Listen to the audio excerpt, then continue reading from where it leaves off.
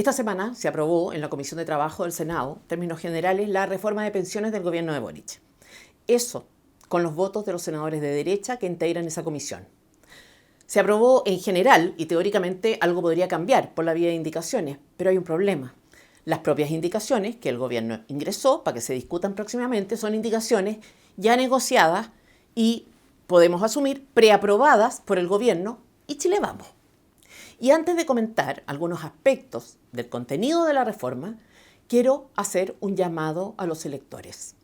Primero, a no votar bajo ninguna circunstancia por ningún diputado, senador o candidato presidencial que haya validado con palabras y o con su voto una reforma de pensiones con elementos ideológicos propios del proyecto político y programa de Gabriel Boric y el Frente Amplio, y que ha sido liderada por Janet Jara, militante comunista. Estaremos informando quiénes son y, por supuesto, cómo han votado en el pasado en cuestiones de fondo. Acá, la única herramienta que tenemos es la voz y el voto, y hay que usarlas. Compartir esta columna, hacerla llegar a todos nuestros conocidos. Se nos acabó la paciencia. Llevamos demasiados años sufriendo los efectos de los vaivenes de partidos y autoridades que se dicen de derecha, pero que cuando son gobierno no ejercen el poder, y si están en la oposición son funcionales a la agenda destructiva de la izquierda. Pero es fundamental que no nos engañemos. No es cobardía la que explica su actitud, no es entreguismo, son intereses corporativos. Hablaremos de este aspecto al término de esta columna, pero es un hecho que hay industrias interesadas en la reforma de gobierno y que estiman colateral el daño a los trabajadores que ella causará si se aprueba. Esos grupos son financistas encubiertos de campañas y seguramente ya los han comprometido. Y mencionaré específicamente algunos, porque a mí me consta que Chile Vamos tiene contacto directo, permanente y no transparentado con empresarios de rubros interesados en este asunto. Antes de entrar de lleno al tema, es importante destacar algo que se pasa por alto de manera permanente. Las negociaciones de los parlamentarios con Janet Jara, ministra del Trabajo, militante del PC, han sido secretas. Esto es, en sí mismo, inaceptable. Representantes de los ciudadanos con cargos de elección popular no han cumplido con el deber que tienen de transparentar la discusión y sus argumentos en una dirección u otra. Pero a estas alturas ya nada sorprende ni se exige.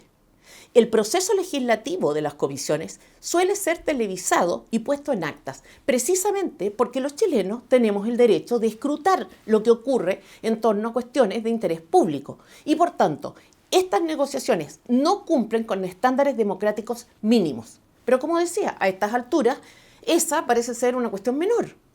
Por la vía de la costumbre hemos perdido conciencia de nuestros derechos más básicos y por lo mismo no tenemos capacidad de reacción. Si además no contamos con representantes que, valga la redundancia, nos representen. Dicho eso, vamos primero con uno de los aspectos centrales de la reforma. Con descaro, los mentirosos profesionales le llaman préstamo y dicen que se trata de una capitalización con solidaridad intergeneracional. ¿En qué consiste? Con la reforma, a cada trabajador se le descontaría del sueldo un porcentaje adicional al que habitualmente se le descuenta, pero no iría a su cuenta individual, sino un préstamo al Estado. Un préstamo que en realidad hacemos a la fuerza al Estado para que sea el Estado, es decir, la clase política, la que administre esa plata en un fondo especialmente creado para tales efectos, y del que se sacaría plata para pagar pensiones ajenas de personas que están jubiladas o jubilándose hoy. Empecemos por lo engañoso del nombre que usan para describir este mecanismo: préstamo. Pero préstamo a la fuerza, y que no se dirige a alguien de nuestra confianza. Usan también la palabra capitalización para describirlo, pero ¿qué es? ¿Qué se entiende por capitalizar? Convertir algo en propio, apropiarse, rentabilizar, hacer crecer. Pues bien, señores Coloma, Galilea, Cruz Coque, ¿por qué se prestan para avalar el uso de la palabra capitalización para un acto de despojo al trabajador? Repito, un despojo que va a un fondo estatal administrado por políticos para pagar pensiones ajenas. Eso que es un préstamo. Te dicen, te lo van a devolver. Relevante agregar que el préstamo en cuestión es un préstamo a largo plazo. Para alguien que empieza a trabajar hoy y tiene 23 años, se trata de plata que teóricamente recibiría en 42 años más. Es como que hoy alguien de 65 años estuviera exigiendo algo que le prometió un gobierno el año 1983. ¡Qué tranquilidad! No, no es capitalización, es reparto. Es la lógica del reparto. Tú pagas hoy a otro para que eventualmente otro te pague a ti mañana. Nos dicen que esa plata te la devolverán con un interés de alrededor del 2,5%. UF más 2,5%. Atención a esto, especialmente los más jóvenes. Solo como referencia, en los últimos 5 años, pandemia incluida, la rentabilidad promedio de las AFP ha sido de 3%. Históricamente ha sido de un 7%. Y el fondo A, que es más riesgoso y recomendable para personas jóvenes, oiga bien, un 20%. Y claro, esa plata se le presta al Estado sin autorización alguna del trabajador a muy largo plazo y a una tasa de interés bajísima y bajo la confianza, repito, de que en 42 años más la clase política mantendrá el compromiso adquirido por un gobierno de personas que incluso pueden haber muerto. ¿Nos damos cuenta de todo lo que puede pasar en ese lapso de tiempo? Pero aún si existiera la voluntad de cumplir, ese fondo estará siendo permanentemente desfondado porque uno de los objetivos es pagar pensiones con él. También aquellos que no contribuyeron en absoluto. Si es una capitalización, si es un buen negocio, que pidan autorización entonces, a ver cuántos son los chilenos que eligen esta fórmula. ¿Quién quiere esto? Hagan fila, por favor, para anotarse. Después, le llaman solidaridad intergeneracional. Suena a generosidad, suena, pero no es.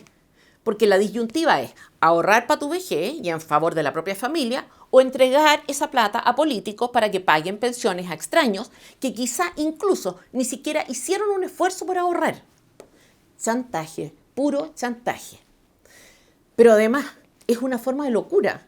El aumento en la cotización, que obviamente tiene un impacto en el costo de la contratación de empleados e incidirá evidentemente en el empleo y la informalidad, responde, eso decían, a la necesidad de cubrir muchos años de jubilación dada la expectativa de vida que tienen los trabajadores chilenos y los sueldos que en promedio son bajos. Ese es el problema de fondo y la cotización adicional era, se supone, la propuesta de solución o al menos un principio de solución para ese problema. Es urgente ahorrar más, asegurada, será más caro contratar personas, pero es ineludible aumentar el ahorro si queremos resolver el problema a futuro. Pero en los hechos, ese problema no está siendo enfrentado en absoluto. Y el problema de que se ahorra insuficientemente subsiste. Porque en realidad no se ahorra más, se ahorra lo mismo y lo adicional va para otros. Pero como la izquierda pone las reglas del juego, a ningún avispado se le ocurre hacer este punto. Será asunto de otros, de jóvenes que entonces verán lo que pasó y no podrán venir a exigir nada porque los responsables no estarán a cargo. Es impresionante una discusión pública completamente falaz en la que la izquierda impone los términos de la discusión, la semántica de la discusión e incluso la interpretación antojadiza de los conceptos. Dicho sea de paso, esto de pagarle la pensión al abuelito vulnerable es algo que parece imposible de resistir, pero la reforma no apunta a eso, a cubrir necesidades mínimas, sino a darle el mayor alcance posible. ¿Por qué? Porque electoralmente renta. Cuantas más personas saquen una tajada, mejor. Y suena bien, pero no tan bien cuando uno piensa que en un contexto de avance del crimen organizado, el gobierno reduce recursos para cuestiones como la persecución de los delitos por parte de la Fiscalía o para salud. Alcanzar a la mayor cantidad posible de votantes. Esa es la idea. El caso de la PGU es impresionante y deja al descubierto sus intenciones. Hicimos un ejercicio práctico en FNM. Conforme a la discusión actual, un hombre de 66 años que estuviera trabajando activo, tuviera un departamento, patrimonialmente no se considera para medir el índice de vulnerabilidad, y recibiera una pensión de 728.000 pesos, tendría derecho a recibir mensualmente una PGU de 250.000 pesos. ¿Cuántas familias no están en una situación peor que esa hoy? No hay focalización del gasto, porque lo que importa no es resolver el problema, sino ganar popularidad, destruir el sistema y obviamente alimentar a la mayor cantidad de parásitos que sea posible, porque de eso se trata, de crear dependientes. Vean ustedes lo que dice Petro acá. Y cuando los pobres dejan de ser pobres y tienen, entonces se vuelven de derecha. ¿Qué hacen esas personas que dejan de ser pobres? Comprarse un carro. Sí, comprar. Y ahí se acaba la humanidad. Hugo Chávez. Yo le había dicho al presidente Chávez que quería conversar con él sobre los problemas económicos y financieros que se le avecinaban al país. Y entonces él me dice, pero sí, con un cinismo enorme, con su cara llena de él, y me dice, caramba, usted no ha comprendido la revolución. La revolución se trata de mantener a los pobres pobres, pero con esperanza. Porque los pobres son los que votan por nosotros, los pobres son los que nos dan el poder. Y mientras nosotros hacemos el discurso de la defensa de los pobres, no los podemos sacar a la clase media, porque dejan de ser pobres y pasan a ser nuestros enemigos. Entonces los pobres tienen como destino ser pobres hasta tanto nosotros hagamos la transformación cultural que se requiere en este país. Hace un par de semanas, no sé si ustedes supieron, se filtró a la prensa el informe que daba a conocer algunos de los puntos en que habría acuerdo entre oficialismo y oposición. ¿Qué produjo la filtración de ese informe? Un escándalo. La ministra enojada, la UDI furiosa. ¿Y por qué? Funcionarios públicos abordando un tema de interés público. Ahora sabemos, mantener el secreto del avance de las negociaciones era funcional a su aprobación, porque sabían que los acuerdos a que estaban llegando eran vergonzosos, impresentables ante la opinión pública. Vamos por partes y déjenme elegir, para explicar esto, otro aspecto de la reforma. Además del préstamo, esta gente propone crear una institución que se llama bono tabla, que beneficiaría, teóricamente, a las mujeres al momento de jubilar. Obviamente, para justificar este bono hay que buscar un argumento razonable, algo que suene bien y tomar un aspecto de la realidad con el que sea fácil empatizar. ¿Cuál es ese aspecto? A ver, conforme a información de la Superintendencia de Pensiones, las pensiones de las mujeres son un 11% más bajas que las de los hombres, incluso aunque tengan exactamente el mismo sueldo, misma cotización, mismo porcentaje de lagunas si las hay. El problema es que esta injusticia se explica básicamente por dos circunstancias. La edad de jubilación de las mujeres, por una parte, que no es a los 65 años sino a los 60, y la mayor expectativa de vida, por otra, que es de 5 años más que la de los hombres. ¿Qué pasa entonces si una mujer se jubila 5 años antes que un hombre y vive 5 años más? Su ahorro debe cubrir 10 años adicionales a los del hombre. Según la izquierda y una parte de la derecha, esta circunstancia de trabajar menos y ser más longeva serían circunstancias adversas que justificarían una compensación en favor de las mujeres, conforme a la opinión de la extrema izquierda, compartida por Chile Vamos. Tremenda injusticia esta la de jubilar antes y vivir más. Y claro, a mí no me extrañan ya estos razonamientos cuando vienen de feministas rabiosas, pero cuando es el propio presidente de la UDI, Guillermo Ramírez, el que asegura que, lo voy a citar, esa diferencia es injusta porque no está basada en el mérito del esfuerzo, sino en la condición de mujer. Ya uno empieza a pensar que todos se volvieron locos o que efectivamente se están reuniendo demasiado frecuentemente con Asbun. Y parece que se trata de una posición oficial, porque Juan Antonio Coloma, militante histórico de la UDI, dijo también algo parecido. Comillas, soy partidario, independiente de lo que se plantee, de innovar en términos de que a igualdad de ahorro y a la misma edad, hombres y mujeres tengan la misma pensión, dijo. Y agregó, según información del superintendente de pensiones, la diferencia hoy día es del orden del 11% entre uno y otro. Yo creo que eso hay que corregirlo. ¿Y cómo se haría esa compensación, esta corrección? ¿Cómo se resolvería la injusticia? Yo creo que es absolutamente intolerable que una persona de derecha hable en estos términos. ¿Pero saben cómo se financiaría ese bono?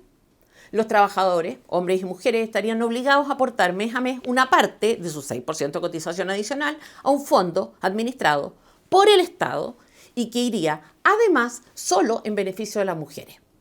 ¿De qué porcentaje estamos hablando? No está claro. El gobierno quiere un punto de los 6 puntos adicionales. Chile Vamos estaría dispuesto, aparentemente, a ceder entre un 0,3 a un 0,5 de la cotización de cada trabajador. Pero acá hay algo muy de fondo. La verdad es que el cuánto es lo de menos. Podría ser un 0,001 y desde mi punto de vista sería igualmente inaceptable. ¿Por qué? Porque más allá de cómo se llama este beneficio, bono tabla, le dicen, se trata de un elemento del sistema que tiene todos los componentes del reparto. Se trata de plata que beneficia a personas que jubilan, independiente de si ellas han ahorrado o no, y que es financiado por los trabajadores chilenos activos. Y que por tanto no va a dar a sus cuentas individuales. de capitalización individual, valga la redundancia, sino un fondo o pozo común administrado, atención con esto, por el Estado. Es plata que no se hereda, obviamente, y además beneficia solo a las mujeres. Y acá aclarémoslo. Es en definitiva una fórmula de reparto con todos los componentes propios de ese sistema, como decíamos, pero hay más. Esto es mucho más grave todavía, porque el bono de que estamos hablando no compensa un supuesto perjuicio, sino el efecto práctico de un privilegio, porque eso es jubilar antes, un privilegio o no. Y vivir más es una ventaja o no. Entonces, hablar de compensar en este contexto es indignante. ¿Y saben ustedes por qué la clase política recurre a la idea de un bono? Porque decir la verdad es impopular. Porque aumentar la edad de jubilación de la mujer es impopular. Porque decirles que deben ahorrar más que los hombres, dado que viven más, es impopular. Más fácil crear un bono que crea un cierto incentivo para que las mujeres se jubilen a los 65, porque es en ese caso en el que reciben un 100% del bono, el 100% de la brecha de pensiones entre hombres y mujeres. Y como contrapartida, hacer pagar a los hombres por eso no es impopular. Vaya alguno a quejarse a ver qué le pasa. Seguro que las feministas lo tratan peor que a Monsalve. Pero nosotros no estamos acá para caer bien. Y nadie niega que hay mujeres que necesitan y merecen incluso ayudas especiales. Pienso en aquellas que quizá criaron solas a sus hijos o desempeñaron funciones de cuidadora. Ok, pero no estamos hablando de eso, de vulnerabilidad. Estamos hablando de mujeres por el solo hecho de ser mujeres, de una injusticia para referirnos al hecho de que se jubilen antes y vivan más. ¿Por qué hay que tratar a las mujeres como si fueran idiotas? ¿Por qué hay que victimizarlas de plano? Hay mujeres que son víctimas de situaciones complejas y otras que no. Y acá se actúa como si el solo hecho de ser mujer justificara privilegios. Cometen una injusticia porque es popular, porque no se pagan costos políticos, porque así de pequeños son nuestros políticos. No se atreven a decir las cosas como son, no se atreven a ejercer liderazgo y sobre todo responden a intereses pero muy distintos a los del país y absolutamente alejados del bien común. Ahora, asumamos que solo esta parte de la reforma se aprueba. Si es así, el gobierno obtiene una ganancia total. El sistema de capitalización actualmente vigente, que permite a los trabajadores que su cotización se abone en un 100% a su cuenta de ahorro individual, se termina porque al menos una parte de esa cotización se destina a reparto. Se trata además, como bien me hacía notar un amigo ingeniero, de una iniciativa que es prácticamente imposible de revertir. O sea, si ya es impopular el aumento en la edad de jubilación, la posibilidad de terminar con un bono lo es mucho más, sobre todo si hay cotizaciones que ya se expropiaron para tales efectos.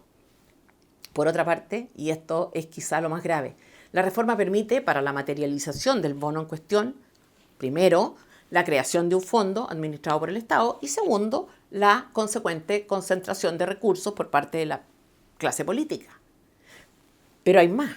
Una vez que el principio de reparto ha sido visado y que se cierra la discusión acerca de si es o no legítimo expropiar cotizaciones, porque tanto la derecha como la izquierda lo han aprobado, no hay vuelta atrás. Y esto es realmente increíble. Es como decir, vamos a dejar que se expropie, pero poquito. ¿Y por qué no hay vuelta atrás? Porque la discusión se zanjó, porque el reparto se introdujo y basta con encontrar urgencias sociales para justificar una mayor extensión para la captación de recursos de los cotizantes por esta vía. Incluso el obstáculo que podemos considerar práctico, como traspasar fondos de las cotizaciones al Estado, estaría ya implementado, un fondo de inversión operativo para la captación de recursos y administrado por el Estado. La posibilidad de aumentar el alcance del reparto es mucho más fácil. Es una cuestión meramente cuantitativa, no ya cualitativa.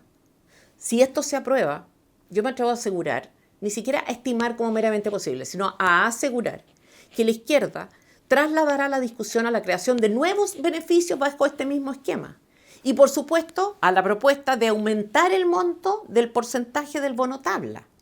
Y ya no será un debate reparto versus capitalización, sino de qué tan sensible es la derecha frente a tal o cual necesidad. Se va un porcentaje al bono tabla, que el porcentaje sea mayor. ¿Tenemos ese fondo para ayudar a mujeres? Bueno, hagámoslo con otros grupos que por alguna razón podamos declarar vulnerables. Insisto, aprobar un 0,001% de plata para el bono tabla es validar un principio y dejar operativo el mecanismo para transitar paulatinamente desde la capitalización al reparto.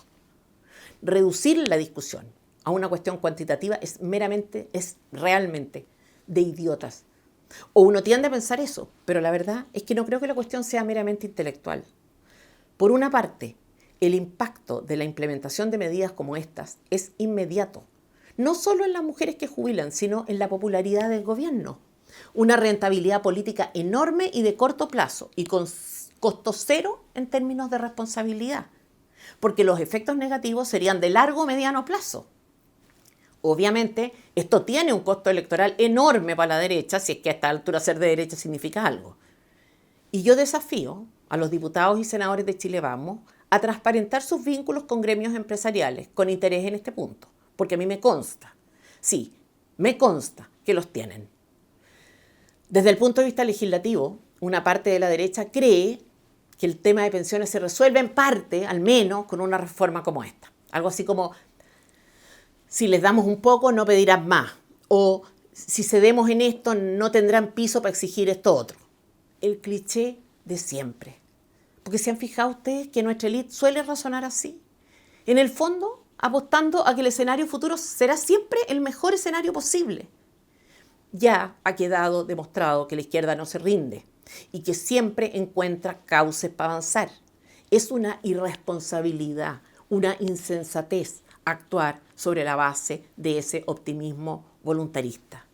Cuando Guillermo Ramírez, UDI, se abre a un pequeño reparto para igualar pensiones de hombres y mujeres, 0,5 puntos del 6% adicional, y dice que eso ya se votó a favor en la Cámara de Diputados, lo que hace es suponer que ese espacio se mantendrá necesariamente en ese rango.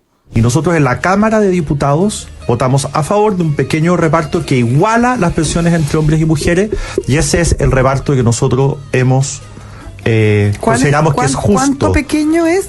¿Qué porcentaje? Es 0,5 puntos de cotización. De los 6 adicionales es alrededor de 0,5 de cotización. Eso se votó a favor en la Cámara de Diputados. Hemos dicho que estamos siempre de acuerdo con eso. De hecho, es insólito que parlamentarios de Chile Vamos hayan liderado las negociaciones y se manifiesten partidarios del bono de compensación para las mujeres y del famoso préstamo. Estamos hablando de Galilea, Coloma, Cruzcoque. Hay que decir en todo caso que hay descolgados. Cito, yo por lo menos me enteré por la prensa y parece que varios colegas también, dijo la senadora de RN, María José Gatica. Comillas, todo lo que es solidaridad con fondos privados es un impuesto al trabajo. Vamos a tener más informalidad, dijo Carlos Kuschel de Renovación Nacional. La B ha sido, de todos modos, el más claro.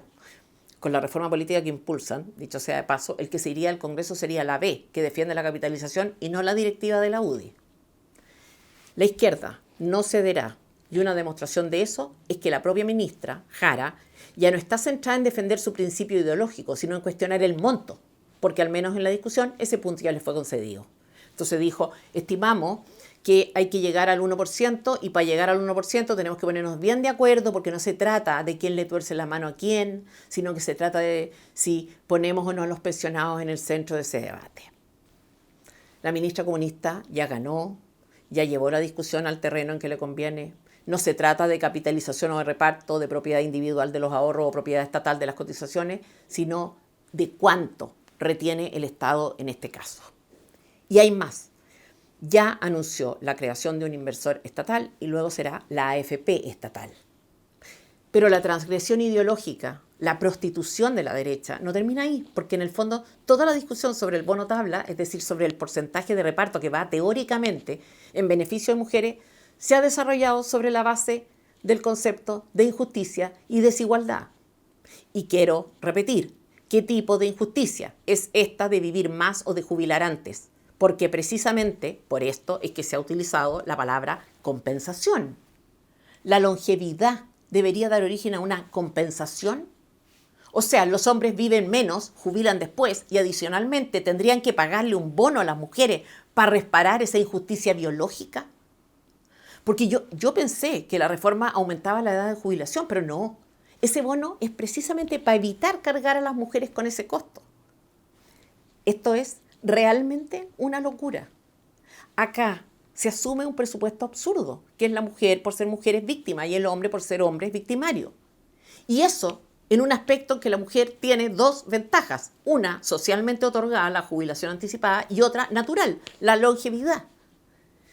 En el fondo, esta lógica de la injusticia supone también aceptar y validar indirectamente la lógica identitaria. Pensar que hay acá un tema del que todos los hombres deben hacerse cargo es aceptar la idea de que hay deudores y acreedores en razón de su sexo. De hecho, no se trata de un beneficio que vaya a algunas mujeres bajo condiciones o determinadas condiciones, sino de todas. Y no se financia con impuestos generales, sino con ahorro de los trabajadores. Pero hay más. Incluso, asumiendo esto de que el hombre tiene una deuda a priori con la mujer, sea cual fuere que haya sido su conducta o la de ella, ¿por qué tendríamos que pensar que el ahorro de un hombre no se constituye a su vez en un apoyo para otras mujeres? Su mujer, su hija, por ejemplo.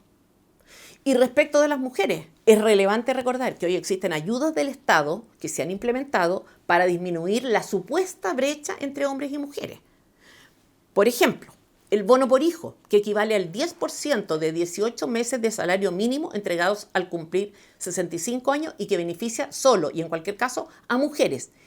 Incluye hijos adoptivos beneficiando a la madre biológica y a la adoptiva. Otra cosa insólita. Estamos hablando de un bono que comienza a generar rentabilidad desde el nacimiento del hijo y que podría recibirlo una mujer que hubiera delegado en el padre el cuidado de sus hijos, por ejemplo. En todo caso, en este beneficio hay una cierta lógica, o podría, ¿no? Responde a la idea de que la mujer tuvo un hijo, dejó de trabajar para cuidarlo y que, por tanto, de alguna manera se ganó esa ayuda en la medida en que contribuyó con la crianza de un ciudadano más. A mí me parece pésimo asumir que fue así, porque parir, criar y educar son cosas distintas. Pero al menos no hablamos solo de un regalo en razón de su sexo. Hay también, en beneficio de las mujeres, un pago diferenciado respecto de los hombres y en la prima del seguro de invalidez y sobrevivencia. Las AFP están obligadas a contratar un seguro a sus afiliados ante el riesgo de invalidez o fallecimiento. Considerando que las mujeres presentan una siniestralidad menor que los hombres, estas tienen un pago diferenciado de la prima y la cotización del seguro, por lo que las AFP depositan la diferencia en la cuenta de capitalización individual de las mujeres. En el fondo, el concepto de solidaridad obligatoria opera sobre la base de un supuesto absolutamente discutible, y es el hecho de querer capitalizar lo que se cotiza. Es una forma de egoísmo, como si el hecho de sostenerse a uno mismo respondiera a la lógica del individualismo en el peor de los sentidos, como si se tratara de una conducta reprochable. Son trampas típicas de la izquierda y los errores no forzados típicos también de la derecha. Hace unas semanas explotó, no sé si ustedes se enteraron, una crisis en el Partido Comunista que se venía arrastrando por meses. Como muchos de ustedes saben, el PC celebra el Año Nuevo con una conferencia de prensa que se hace todos los 1 de enero y en la que se sirve caldillo de congrio a todos los representantes de la prensa que asisten. Pero este año hubo cosas que cambiaron. No fue Daniel Jadwe, por razones obvias, está con arresto domiciliario, pero tampoco Carmen Hertz, Matías Ramírez y Candelaria Acevedo, todos diputados que militan en el PC. Y no es una casualidad, los 4 ausentes fueron los mismos que expresaron críticas contra la reforma de pensiones que impulsa nada menos que Janet Jara, ministra comunista. De hecho, Jara tuvo un protagonismo especial ese día, llegó media hora tarde a la conferencia, pero se puso un delantal y fue la que sirvió el caldillo a la prensa y refiriéndose a los díscolos, dijo que iba a hacer un esfuerzo para explicar mejor la reforma y convencerlo. Y creo que obviamente es una especulación mía, que es bastante probable que la molestia de los militantes tenga que ver, entre otras cosas, con los vínculos y la alianza de Jara con ciertos grupos de interés. Ya iremos a eso. Lo cierto es que, mientras tanto, Lautaro Carmona, presidente del partido, decía que el PC ya había tomado la decisión de apoyar la reforma el 14 de diciembre, que no era la ideal, pero que constituía un avance. Y es verdad, la reforma, si se aprueba, es un avance importantísimo para la izquierda radical. Pero Carmona hizo también una amenaza. Aseguró que la batalla por un cambio más radical estaba pendiente. Esto va para los que dicen que con esto se cierra el tema. La pregunta es, ¿por qué el PC está de acuerdo con la reforma? ¿Cuál es la relación de la ministra Jara con el gran empresariado? ¿Cuáles son los intereses que defiende Chile Vamos? La ministra Jara ha repetido en el último tiempo un guión bastante burdo, que ha dicho que quienes están en contra de su reforma de pensiones son principalmente las AFP. Moreira, que hace unos meses fue invitado a La Moneda a comer su hot dog con ella en el día del completo, estaba con el mismo discurso. Según él, si la reforma no se aprobaba, las únicas beneficiadas serían las AFP. No es así. Los estudios de opinión pública indican que son los ciudadanos, no las AFP, los que desconfían de la propuesta de gobierno que lidera la ministra comunista. Recordemos que un 62% de los chilenos votó en contra del modelo de pensiones plasmado en la primera propuesta constitucional, que fue amplia y genuinamente difundida por Daniel Stingo en calidad de vocero. No se hereda porque no es tu plata. Es plata del sistema para pagar pensiones. Stingo no mentía. A la izquierda no le gusta que haya cuentas individuales, ni le gusta que sean administradas por instituciones privadas, ni le gusta que se puedan heredar. Y sería bueno que Iván Moreira estuviera consciente de que la señora que impulsa la reforma que él también defiende es una mujer que milita en un partido que no cree ni en la democracia, ni en la propiedad privada, ni en los derechos humanos, ni en el capitalismo y mucho menos en Dios. En fin, la verdad es que en el fondo la preferencia de los chilenos en materia de pensiones es conocida y de sentido común. Parece bastante sensato querer tener propiedad sobre los propios ahorros, con todo lo que eso implica, libertad para su administración y heredabilidad, por de pronto. Si la opción alternativa es que las cotizaciones vayan a parar a un fondo estatal administrado por la clase política. No hay que ser demasiado astuto para preferir una cosa por sobre la otra.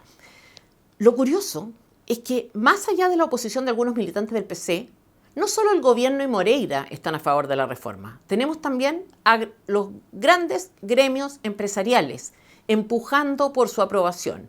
Y aquí se explican quizá muchas cosas, desde la posición de Chile Vamos, pasando por el silencio de Evelyn Matei. ¿Exagero? Juzguen ustedes. Óscar Asbun, vicepresidente de Sofofa, 15 de diciembre en La Tercera. Fue él el que dijo, leo textual, es importante que se apruebe en este gobierno una reforma de pensiones. En el protocolo de acuerdo que se está discutiendo, más la información que se ha filtrado, no veo que se esté modificando algún principio inalterable. No quiero discutir todavía el fondo de lo que dice, pero sí hacer presente un pequeño conflicto de interés. Asbun trabaja para Andrónico Luksic y Luksic es dueño del Banco de Chile, que podría beneficiarse de la incorporación de nuevos actores al mercado. ¿Tengo problemas yo con aumentar la competencia? Ninguna. Lo que me parece inaceptable es que el señor Asbun, en representación de los intereses de Luksic, defienda una reforma que afecta gravemente a los trabajadores y al país por la pequeña ventaja que esa reforma pudiera representar para la industria financiera. Y me gustaría emplazar públicamente a la directiva de la UDI. ¿Cuáles son sus vínculos con Asbun e indirectamente con Luksic? Pero no fue solo Asbun. Rosario Navarro, presidente de la Sofofa, también es partidaria de la reforma. El debate previsional exige también un acuerdo urgente. No podemos seguir postergando decisiones cruciales por diferencias políticas. Y la misma Rosario Navarro insistió luego en una entrevista televisiva. La verdad es que en una eventual incorporación de nuevos actores al negocio, estos deberían contar con un software especial para poder operar, un software complejo, sofisticado, caro, del cual en Chile hay muy pocos proveedores. Uno de ellos, ¿saben ustedes quién es? Sonda, propiedad de Andrés Navarro, papá de Rosario Navarro, presidente de la Sofofa. La ministra Jara es comunista, pero no es tonta y ha sabido entusiasmar a algunos agentes del mercado porque es un precio bajo a pagar a cambio de lo que aspiran a conseguir.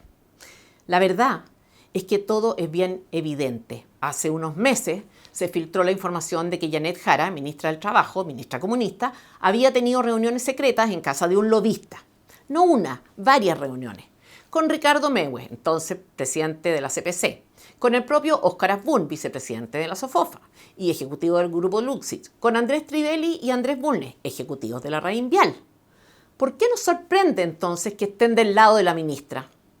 Quizá porque uno esperaría que tuvieran más perspectiva, que entendieran la reforma en su conjunto, que revisaran las cosas en detalle y no que se mostraran tan raudos en tomar un dulce envenenado. En la misma línea de negociaciones ocultas, la propia ministra reconoció hace algunos días que estaba negociando con el Senado incluso aunque no estuvieran sesionando. Textual, lo vemos con esperanza. Hemos estado trabajando arduamente en estos temas, aun cuando el Senado no está sesionando, dijo.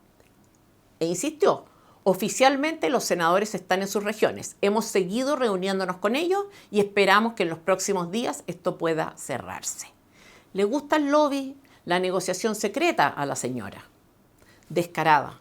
Los chilenos tenemos derecho a que esas negociaciones sean públicas, porque ya sabemos de qué tratan las negociaciones privadas. Es bien fácil para los senadores entregar ahorros que no les pertenecen ni les interesan, porque no dependen de ellos, a cambio de algo que representa un beneficio inmediato para ellos. Vaya a saber uno qué es. Pequeños, torpes, esos son. La ministra quiere antagonizar con las administradoras de fondos porque es lo menos impopular, pero cuando dice que la tiene sin cuidado el enojo de las AFP, dice la verdad. ¿Por qué habría de importarle la molestia de esas instituciones si la verdad es que ni siquiera le importa el destino de los trabajadores chilenos? Textual, yo creo que aquí lo importante es pensar en los pensionados, en el sistema de pensiones del país y un poco también en cómo el sistema político se hace cargo de los problemas reales que le importan a las personas. Lo que piensen o no las AFP es problema de ellas. Mentirosa profesional, porque si hay algo en que son entrenados los militantes del PC es en eso.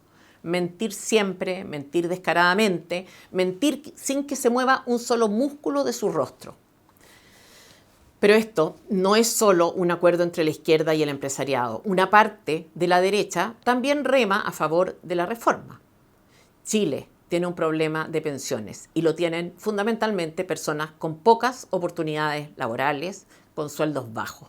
Los demás pueden ahorrar sin que ni siquiera se los impongan. Pero de eso nadie se preocupa. Han reducido la jornada laboral.